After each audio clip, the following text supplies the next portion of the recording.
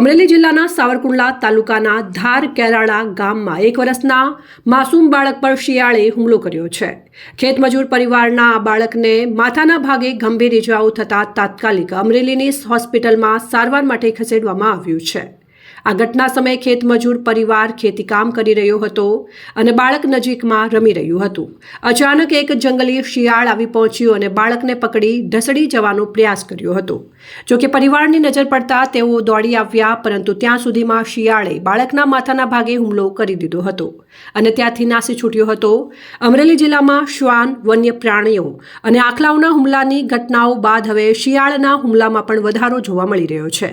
થોડા દિવસો પહેલા જાફરાબાદ તાલુકાના છેલણા ગામમાં પણ એક ખેડૂત પર શિયાળે હુમલો કર્યો હતો।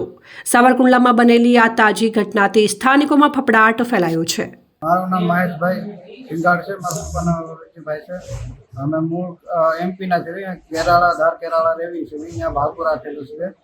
તો સવારમાં કામે ગયા હતા, 10 વાગે ચા બનાવીને પીધો, પછી પાછા સાહે થઈ જાય તો હારે હારે છોકરો રમતો, છોકરા હારે વાહ છોકરો મારી વાહ જ હતો, આગો નહોતો, પણ શિયાળીયું અમે જોયું હતું, પણ હવે અમે તો આ ડેલી સર્વિસ તો આટા માર્યા રાખે, મને તો કાંઈ કરતું નથી।